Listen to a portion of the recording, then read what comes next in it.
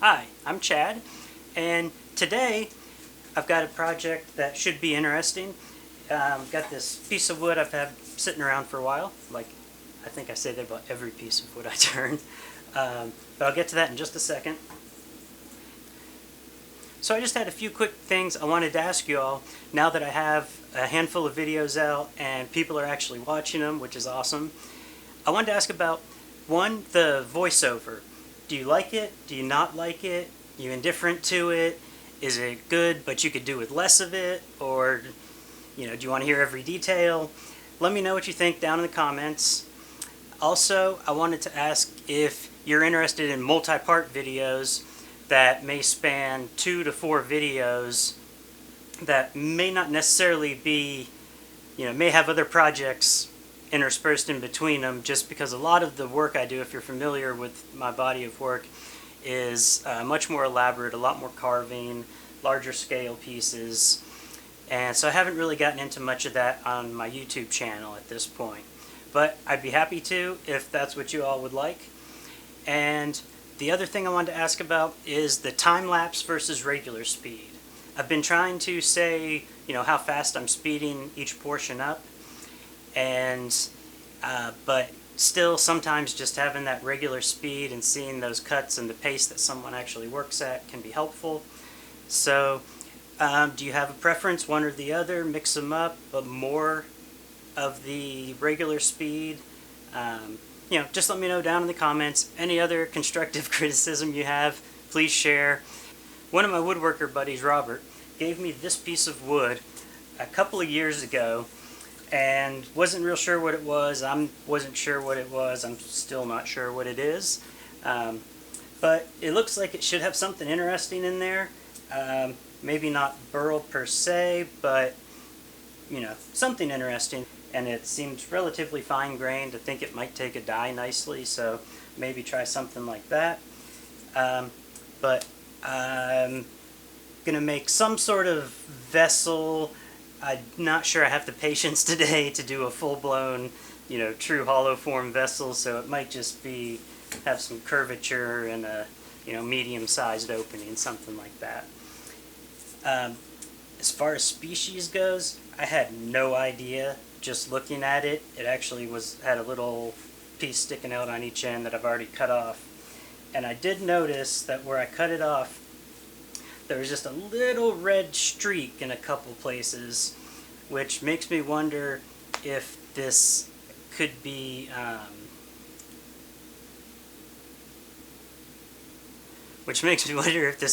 box elder. Like the flame box elder will have, the red streaking, and, this being a smaller piece, maybe it just hasn't developed that yet, but you can see some orange tint in a few places there. So, we'll see. Even when I cut into it, I may not be able to tell because I've never turned box elder before. Anyway, I'm going to get this between centers with a spur drive, rough it out, give it a shape, kind of see where we're going to go from there. And I will stop talking now and get started.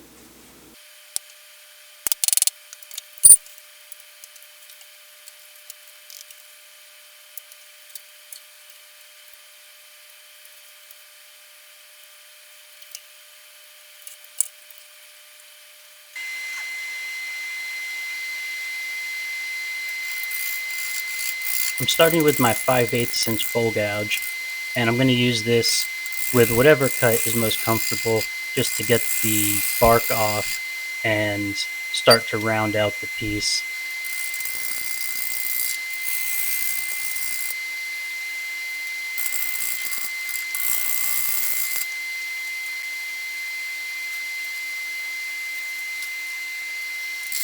This has been running at 5x, and you can see now that I've got the excess off, we can start to see what we're going to be working with, and now I'm going to want to start to decide not only on the shape, but what is going to be the top and the bottom of the piece.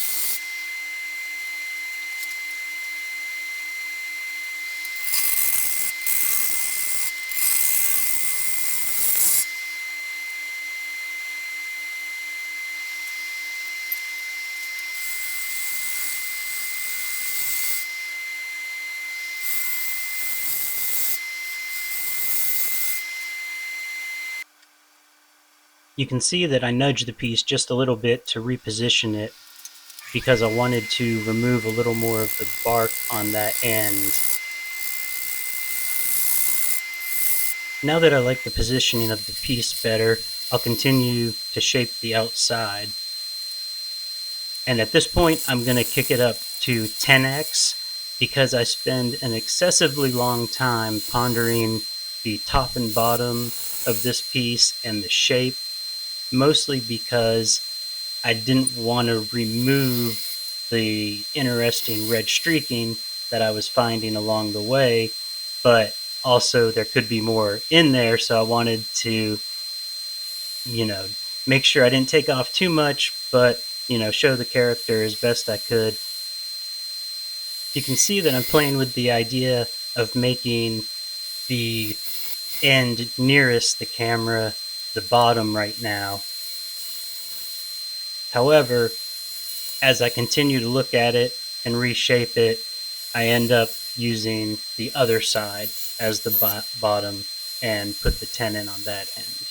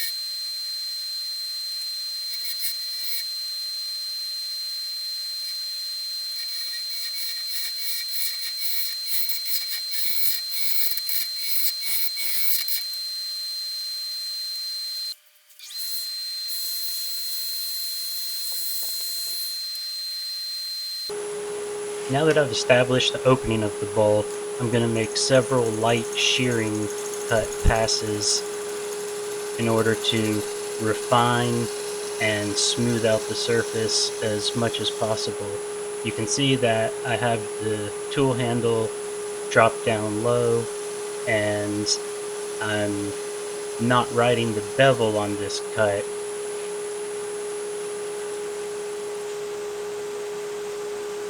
I wanted to be sure to show you this part in regular speed because this can be a tricky cut, but it is a very useful cut.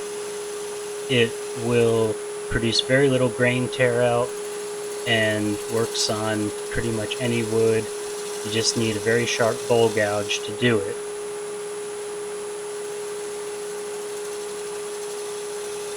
You can see that I'm just making very light passes, especially since the outside of this piece is irregular. I don't want the tool to bounce, so I want to just keep my hands as steady as possible, a very light touch, and just take off a very fine shave.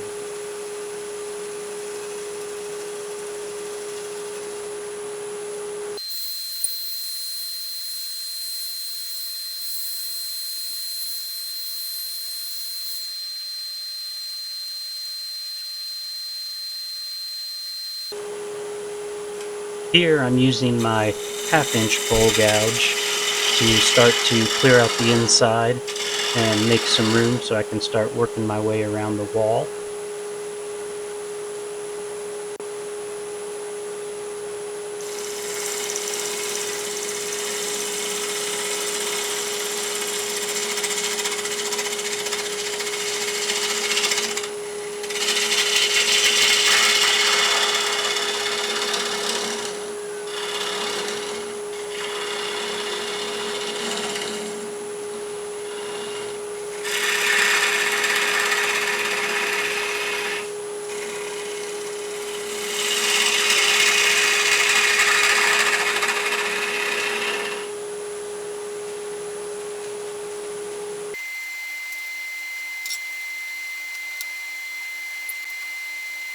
Obviously, my number one priority with this bowl is to not let it touch my hand while it's rotating.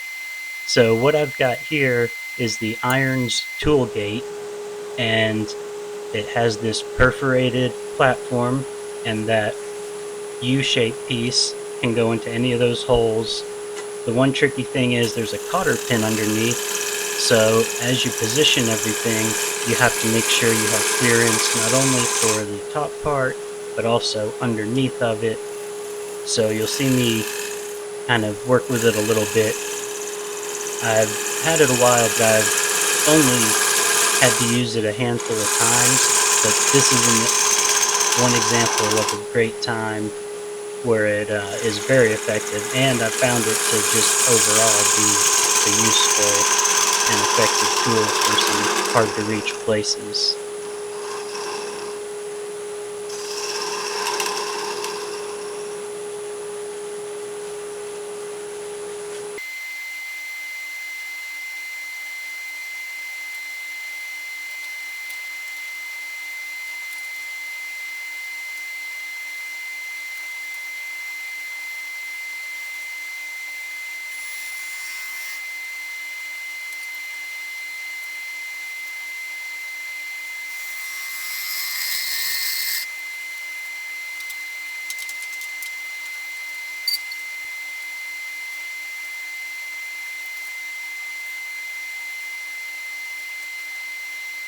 In order to start smoothing out the top couple inches of the inside wall, I'm going to use this tool, which is Mike Jakovsky's tools, and they use a hunter style carbide tip, and I love these things.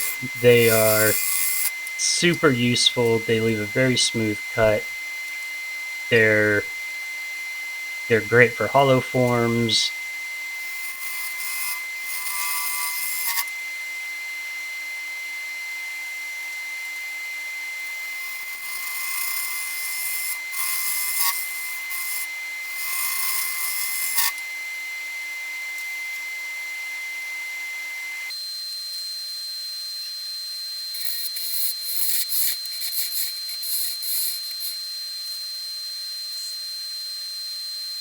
At this point, I just continue to rotate through the tools, and I bring my 5/8 inch bowl gouge in at one point, and I just use them where I need them.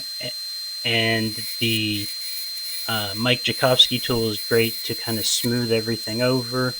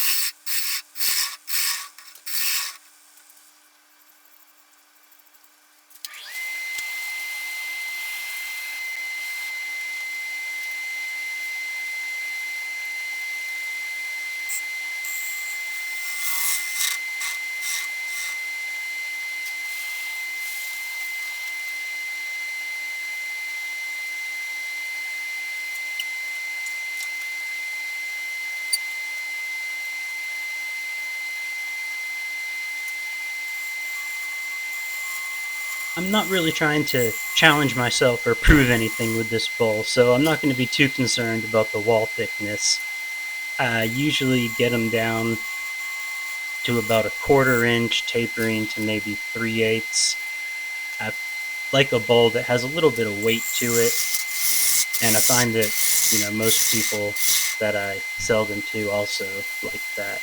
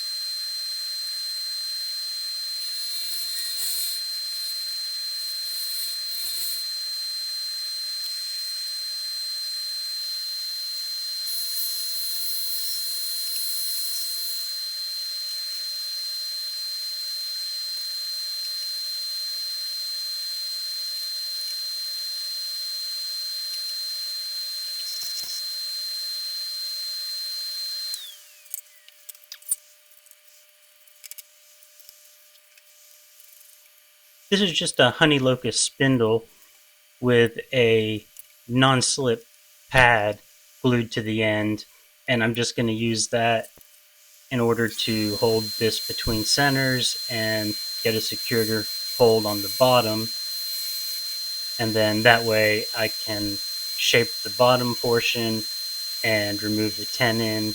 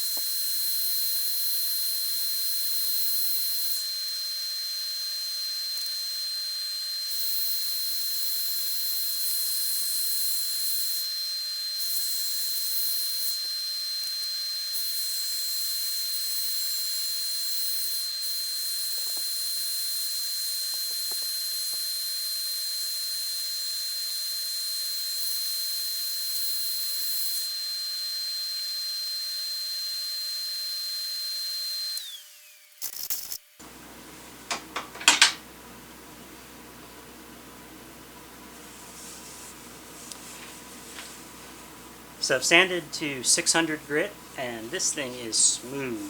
It feels awesome.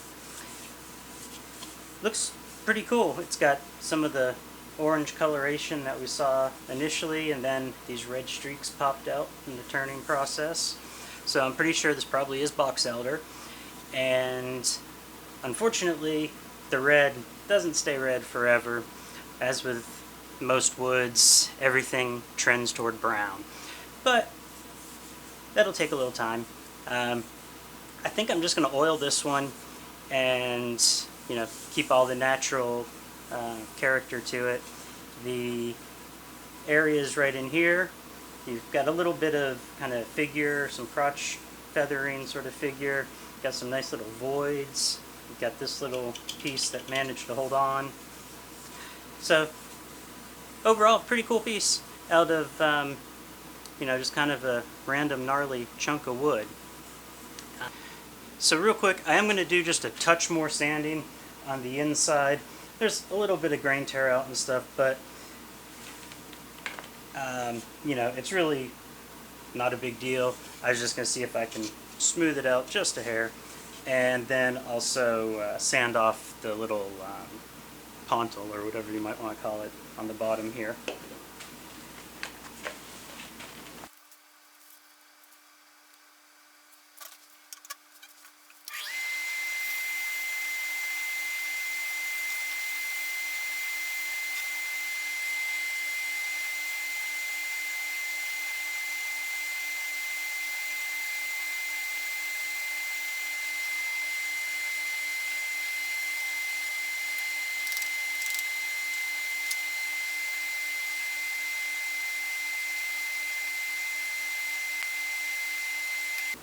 I hope you all enjoyed the project today, and will like and subscribe, and be sure to turn on the notifications so they let you know when I put out a new video. I'm aiming for weekly. This one is going to be a little late because I recorded another project and did not care for it, so had to re-record. But anyway, let's see how this looks. So let me know what you think, and again, any suggestions, feedback, like I mentioned in the beginning, I welcome. So I hope you will like, subscribe, turn on notifications, all that stuff.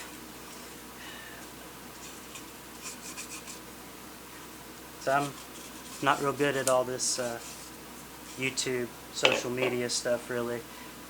So insert all that jargon here. I honestly hardly watch YouTube at all, and when I do, it's almost never wood turning videos. So I'm just kind of flying by the seat of my pants. Let's get the inside coated. Tear my glove on these corners, for sure. I do like to kind of rub the piece, rub the oil into it before I wipe off the excess. Kind of make sure it gets down into the grain in every direction and down into all those little nooks and crannies.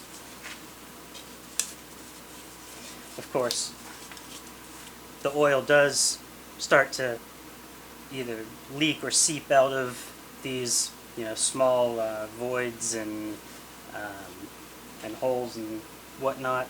So you do, once you've set the piece down for maybe 15 minutes, go back to it and wipe it off again, or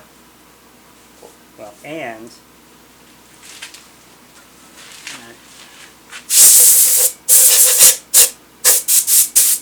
kind of spray down in there and try to get that excess out. And I should be wearing glasses right now.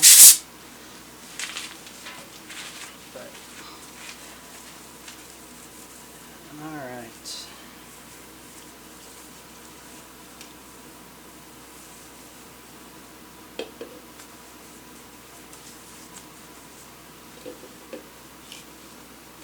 So I hope you enjoyed the project. I hope you'll come back next week for the next video. And maybe try to find some box elder and give it a turn. It just feels awesome. That might be the best part of this piece, is the way it feels. Alright, well, thanks again. I will see you all next week.